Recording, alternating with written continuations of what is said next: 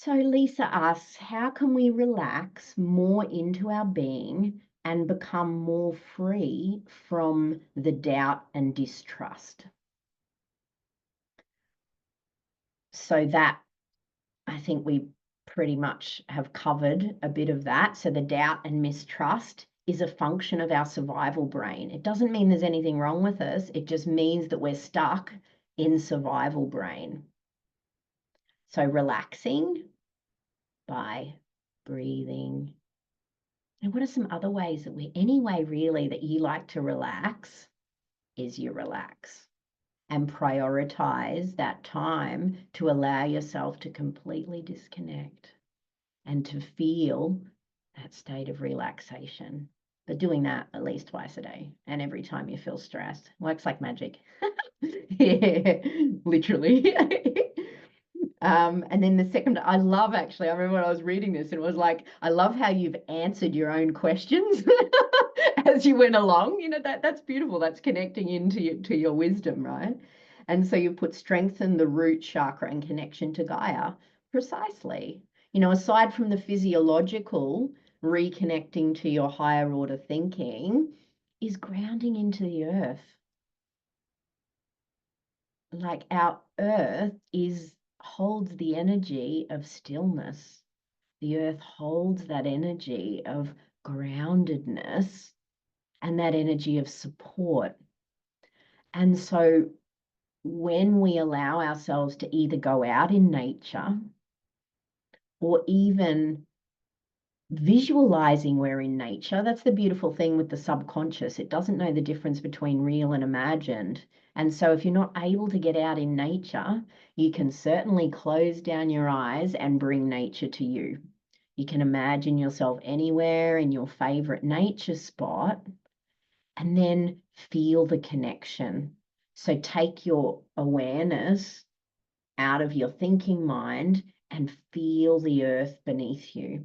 When we do that, where thought goes, energy flows. So as we drop our awareness into the earth beneath us, notice how it feels. What are those qualities of the earth? And she too helps to bring us to our natural state, that beautiful, peaceful calmness that we truly are. So yes, spot on. Good one, Lisa. Connecting with beautiful Gaia. So our root chakra energy, yes, that's associated with that as well. So really feeling that connection from the base of the spine and the extension of that into the earth. And then when you're visualizing that connection, can you move into a space of noticing no separation, that you are this earth? And as you feel her beautiful energy, bringing that energy up into your energy field. And like we shared in the beginning, energy comes into resonance with itself. And so by spending the 5 minutes a day, that will change your life. If it's every day, it will change your life. It's not a long time, but you connect into a particular pattern of energy that you want to embody or encode in your frequency field every day for 5 minutes, you'll start to notice a difference because it will start to become more of your usual patterns of energy. And so feeling that beautiful energy of the earth for 5 minutes a day, breathing that energy up into your energy and then sitting in it. Sitting in it. And that will start to reprogram that energy within you to come back into balance, because remember, it is already us as well. We are the earth. We are of earth in this physical form. And so the next part says, strengthen the foundation within so that one can trust the higher vibrations and not be knocked over by them. By knocked over, I mean get too excited and full of love and start giving right away, only to topple over because the foundation within needed more support first. Precisely. It also, overgiving and discernment is a solar plexus energy. And so having the capacity to have a gap between you and others in the form of boundaries really supports noticing what's your energy and what's not your energy. So what is a true match to your energy and what is getting carried and caught up in the excitement. It feels like, you know, when we're coming from that grounded, still space within, it gives us the opportunity to respond rather than react. And that goes the same, not just for when, we're getting angry or cranky or shitty about something, but it's also the same when we're responding to an elated environment.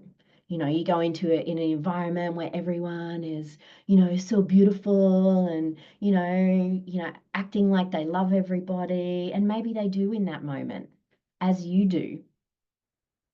And so when we're in our center, grounded and in our center, it gives us the gap in between our actions or reactions. Reactions are like automated behavior, and that's where you can get swept away.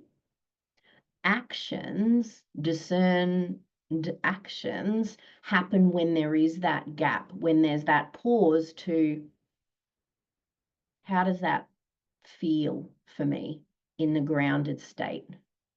And if you have a tendency to be overgiving and all the things and you've been taken advantage of, it's really coming back to boundaries.